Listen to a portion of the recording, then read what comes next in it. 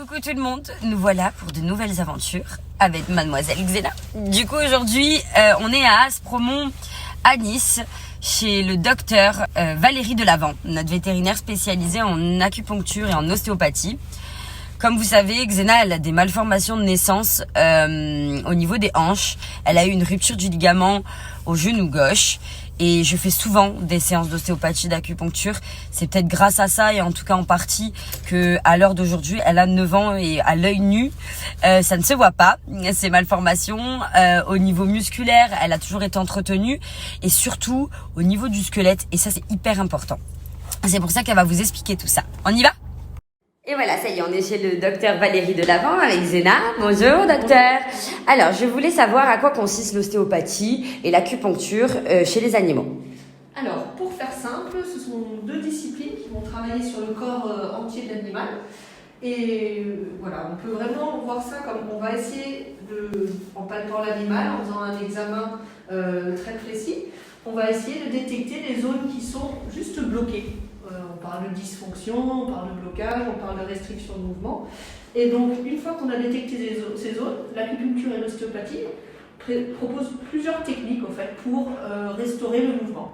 À partir du moment où le mouvement est restauré, on aura moins de douleur et le chien se sentira mieux, le chien, le chat, le cobaye, la tortue, comme vous voulez. Voilà. C'est le même principe que chez l'humain. Et du coup, à partir de quand les gens ils peuvent se dire mon chien il a mal et on doit lui faire une séance d'ostéopathie, d'acupuncture? Eh bien tout simplement, ce serait une erreur d'attendre que le chien boite. En fait, je vais vous donner plusieurs petites astuces qui vous permettront de voir si votre animal est douloureux ou pas.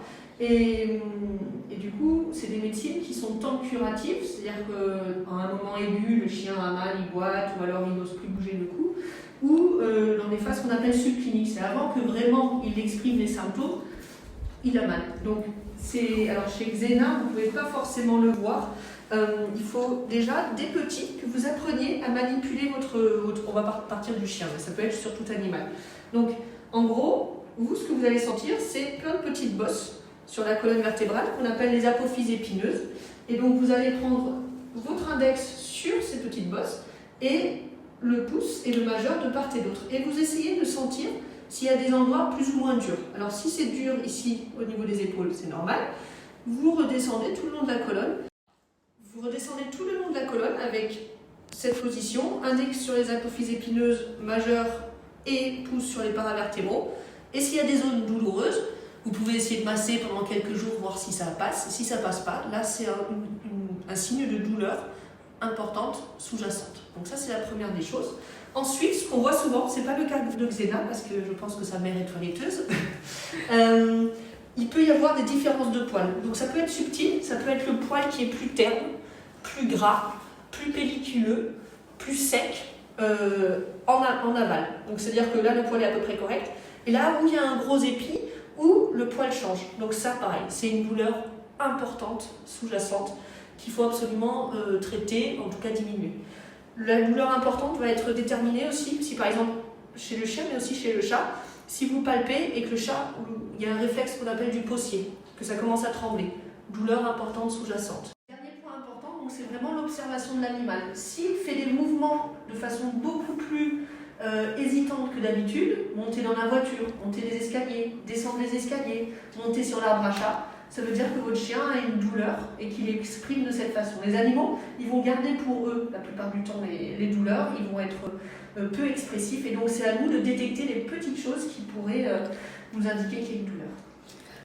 Bon ben voilà, du coup on vient de rentrer à la maison, ça s'est super bien passé, la séance elle a duré à peu près 1h30, 2h, facile. Il y a des travaux sur ma fifi.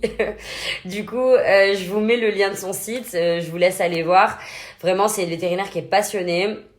Je voulais surtout vous immerger dans ce milieu-là médical parce que le bien-être des animaux c'est pas forcément ce qu'on connaît tous, le toiletteur, le vétérinaire, généraliste.